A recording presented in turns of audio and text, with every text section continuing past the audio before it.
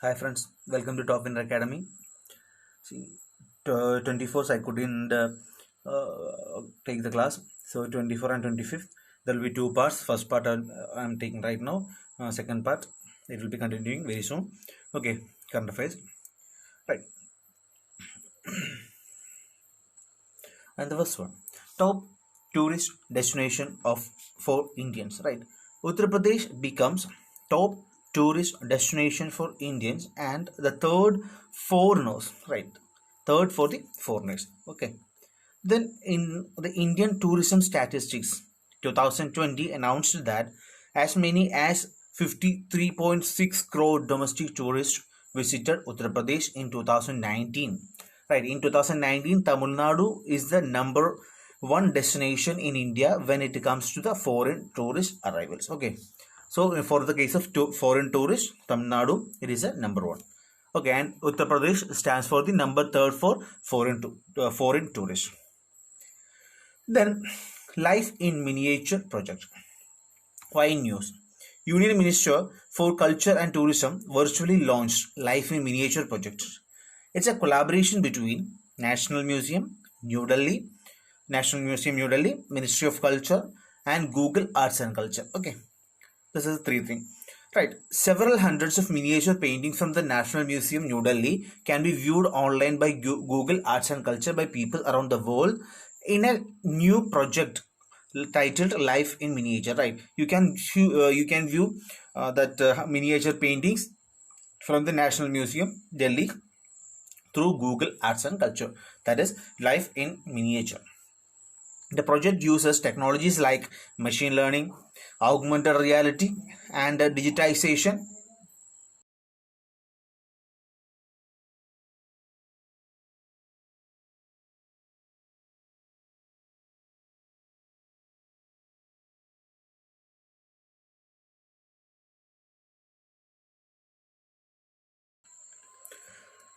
Okay, on Google Arts and Culture app, online viewers can experience the first augmented reality powered art gallery designed with a traditional Indian architecture and explore a life-size virtual space where you can walk up to a section of miniature paintings.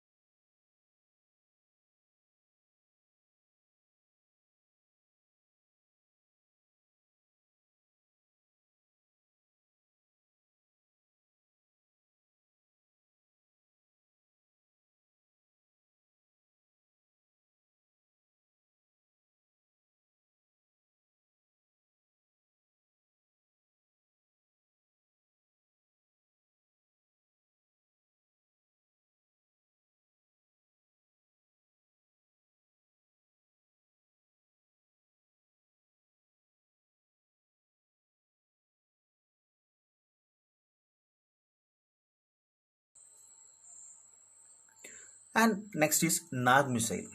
So it is what is Nag missile? It's a third generation anti-tank guided missile, right? So anti-tank guided missile developed by DRDO. Okay, it's an anti-tank guide missile. It's a third generation anti-tank guide missile. It was developed by DRDO, right? The missile integrated with an actual warhead and was launched from NAC missile carrier Namika. Okay, it was launched from NAC missile carrier called Namika. See, GM-NAC, that means guided missile, has been designed and developed to destroy highly fortified enemy tanks in both day and night conditions. Okay, then the missile having both fire and forget and top attack capabilities, right? Fire and forget, and then top attack capabilities with passive homing guidance can defeat all main battle tanks equipped with composite and reactive armor, right? So it have top attack capabilities.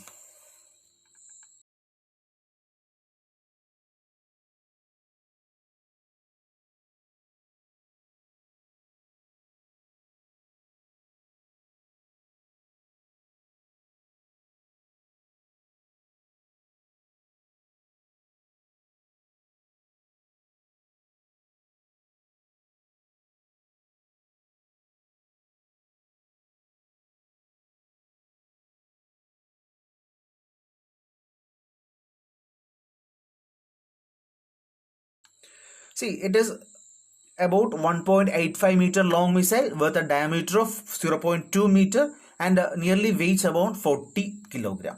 Right, it uses solid propellant and can carry warheads up to 8 kilograms. Right, it is one of the 5 missile systems developed by DRDO under the Integrated Guided Missile Development Program IGMTP. Right.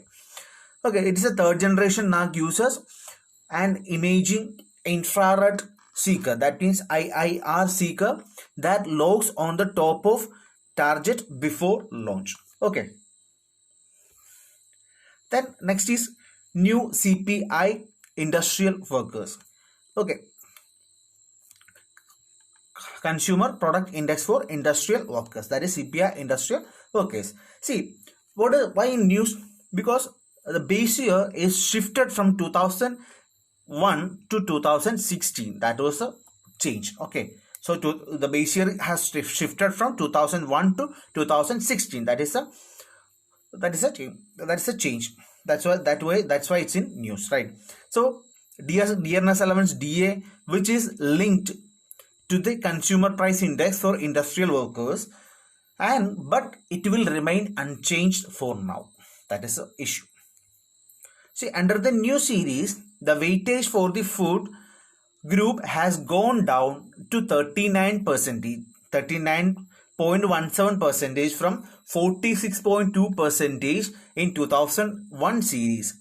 Right. So earlier it was the weightage, it was given for nearly 46% for the food, and now it is 39.17% for food. Right.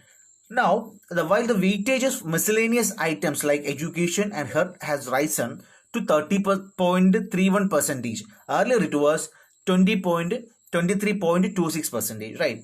The weight for housing and clothing and footwear have changed to 16.87% from 15.27% and to 6.06% from 6.57%. This is a major change.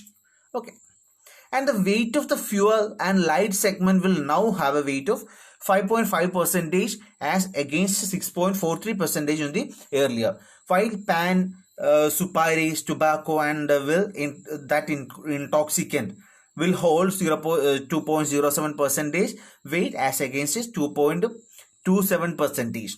Okay, see, the major change was in the number of items, right? The number of items directly retained in the index bracket has increased to 463, right?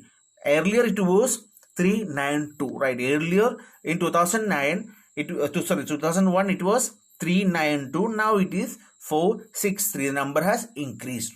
Okay, so what is the definition for consumer price index? Exactly, a definition for consumer price index is a comprehensive measure used for estimation of price changes in a basket of goods and services representative of consumption expenditure in an economy is called consumer price index. Suppose a group of goods, now it is 493 goods, right? 493 goods are there. Sorry, 463 goods are there. See, out of this 463 goods, earlier you have to pay something, right? So, say for example, 100 rupees you have to pay. Now you have to pay 107. Now this 107, the difference is 7. This 7% is considered as consumer price index. That is a simple meaning. Okay, simple meaning, but it is complication level. It is somewhat different. This is simple meaning. Okay, next is lost river that ran through the desert. Okay, there was a river. It was 172,000 years ago found near Bekaner. Okay, it was central Thar Desert would have offered a lifeline to the Paleolithic population and potentially an important corridor for migration, right? It was a lost river, right? The result indicated that the strongest river activity at Null occurred at approximately 172 and 140,000 years ago, at a time when the monsoon was much weaker than today in the region, right?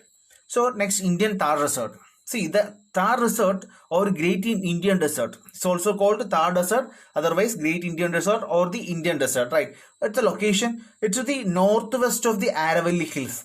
Okay, location to the northwest of the Aravalli Hills, and it covers western Rajasthan and extend to the adjacent parts of Pakistan. So it is mainly on India and Pakistan. Nearly 85% it is in India and 15% it is in Pakistan, right? Then states in India, it was Rajasthan, Punjab, Gujarat and Haryana. Okay, Rajasthan, Punjab, Gujarat and Haryana. 85% of Thar Desert is in India and 15% of Thar Desert is in Pakistan. Okay. Then tubercle salivary glands. What is tubercle salivary glands? See, researchers from Netherlands Cancer Institute have discovered a new pair of salivary glands hidden between the nasal cavity and throat. Okay, nasal cavity and throat, there is a hidden salivary gland that is called tubercle salivary gland. The glands were about 3.9 centimeters in the length on average, right? So as for we know, only salivary or the mucus glands in the nasopharynx are microscopically small and up to 1,000 are evenly spread throughout the mucosa. Okay, so we know that there are thousands of small glands are there. Okay, it was spread around that particular area, but we could find out a new two glands, bigger glands, right? That is why in news. Then Global Wealth Report. Okay, it is released by Credit Suisse. Right, it is released by Credit Suisse. It's a financial service company based in Switzerland. Credit Suisse is a financial service company based in Switzerland. See, Credit Suisse Global Wealth Report provides that most of the comprehensive and up-to-date convergence of information on household wealth worldwide. Okay, it gives most of information on household and wealth worldwide. Right. So what the report is? In 2019, total global wealth rose by $36.3 trillion. Okay, $36.3 trillion, and the wealth per adult research $77,309, which is about 8.5% more than the compared to 2018. Okay, so it was grown, but total household wealth dropped by $17.5 trillion between January and March 2020. Nearly 4.4% decrease compared to the value at the end of 2019, right? So there was 4.4% decrease in 2020, right? So that is the report. Then Asia Pacific is the highest contributor of the household wealth. Okay, Asia Pacific is the highest contributor. Then female works have suffered because of this disproportion, because partly because of their high representation in business and industries such as restaurants, hotels, personal services and retail that have been badly affected by the pandemic. Okay, so mainly female workers have affected. Right. Next, we can say in Indian case, household wealth in India is dominated by property and other real assets, right? Although financial assets have grown over time, now forming 22% of the gross assets. The average wealth of Indian adults rose marginally to $17,420 and end June 2020, as against $17,300 as for December 2019. So it was a development in India. Okay, showing some growth despite of the COVID pandemic and lockdown. So actually India shows somewhat a development in income.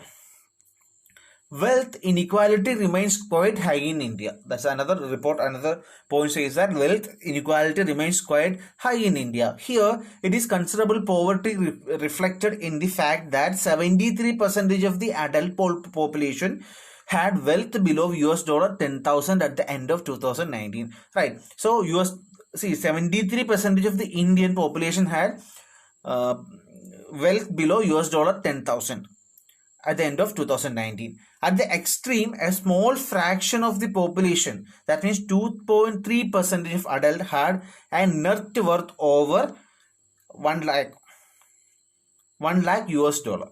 Okay, only 2.3% adult have had a net worth over US dollar 1 lakh. Okay. Then ultra high net worth individuals in the country as of end 2019, India came in the fourth after USA, China and Germany. Right, India came in the fourth in the case of ultra high net worth individuals. Next is G20 Anti-Corruption Working Group meeting.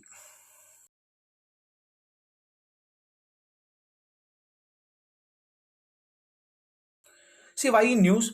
Saudi Arabia hosted the first ever ministerial meeting of the G20 Anti-Corruption Working Group.